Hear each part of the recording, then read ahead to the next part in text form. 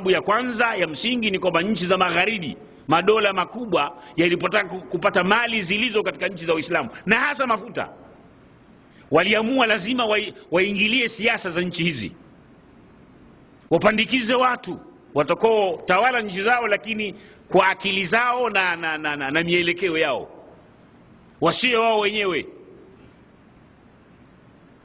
na siasa ziwe zao, sio za wale Waarabu wenyewe. Hayo ni matatizo yakaanza kuzuka.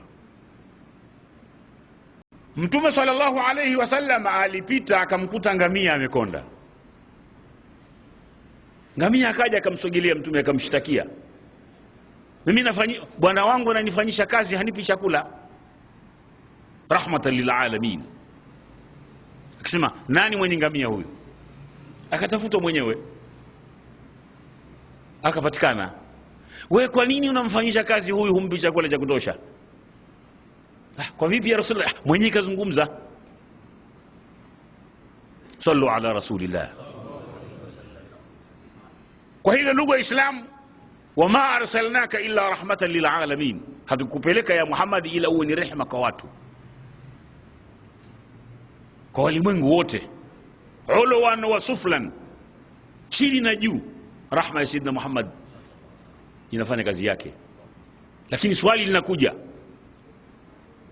assalamu alalami wal islam, ile amani ya Uislamu ipotea wapi mpaka yule mwenye amani amegeuka kama ndiye mtuhumiwa sasa hivi? Limadha? Madola makubwa, kwa sababu khairat biladi almuslimin, nchi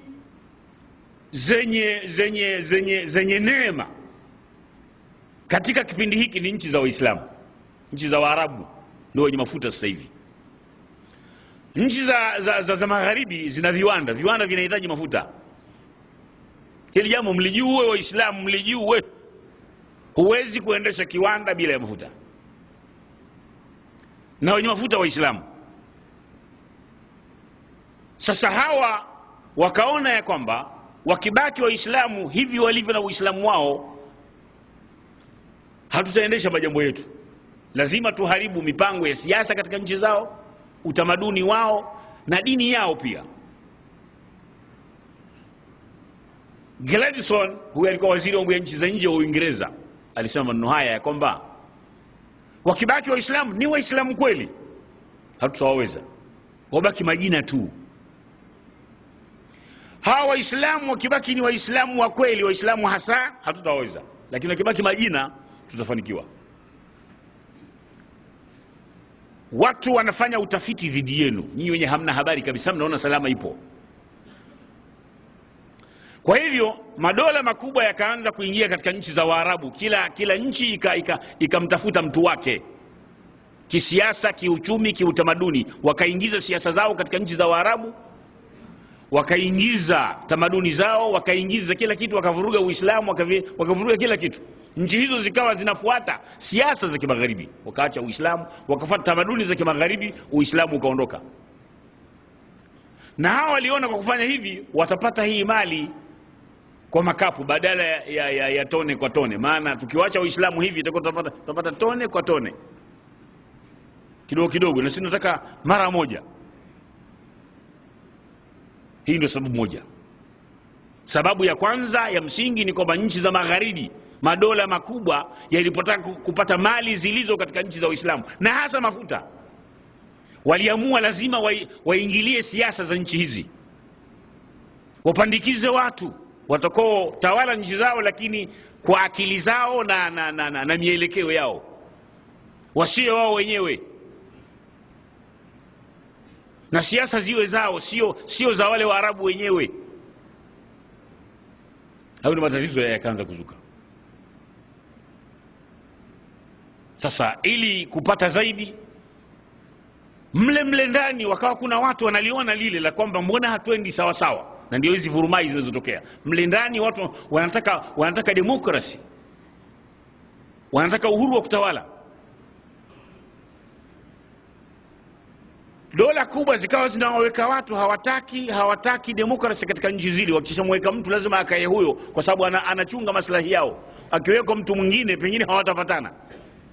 Hasa ule mtu anakuwa kakaa muda mwingi katika nchi yake, wale watu ndani ya nchi hawamtaki, na ndio thaurat, mageuzi haya na yale yanatokea. Haya mwenyewe ndugu Waislamu. Sasa bahati mbaya sana, wanaofanya mageuzi katika nchi zao wanatumia Uislamu, wanatumia huu Uislamu, dola ya Kiislamu, si chama cha Kiislamu, si hivi, ili mradi watokane na ile dhulma inayofanyika ndani ya nchi zao. Tuchukue Syria. Syria litawala Hafidh al-Assad. Hafidh al-Assad ndiye mtawala wa kwanza baada ya Suria kuondoka katika ukoloni, mpaka alipokufa Hafidh al-Assad. Amekufa mtoto wake Bashar, huyu anayetawala sasa hivi, ana umri wa miaka 49. Katiba inasema rais wa Syria lazima awe na umri wa miaka 50, bado mwaka mmoja. Kilichofanyika ili huyu aendeleze yale maslaha yaliyokuwa yanapatikana, katiba ikabadilishwa kwamba anaweza rais wa Syria akawa na umri chini ya miaka 50.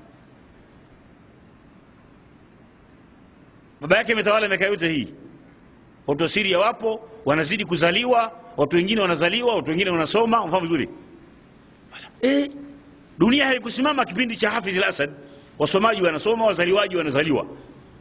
Sasa mpaka anakuja Bashar al-Assad, mtoto wa Assad, kuwa anatawala tena Syria. Hii Syria haina watu wengine, hawajazaliwa watu, hawajasoma watu, akili watu hawana. Ndio tatizo hili. Kutoka ndani ya makucha haya ya ukoo wa Assad ndio haya mnaoona sasa hivi. Hasa nchi za magharibi ambazo zinanufaika na utaratibu ule zikawa zina muhami huyu Assad ili maslaha yao yaendelee. Hawataki kuuliza kwa nini nyinyi wapinzani, hawataki kuwasikiliza.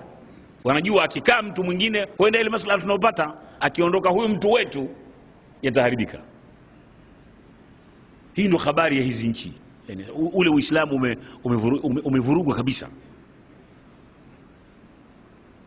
Na kwengine na kwengine na kwengine.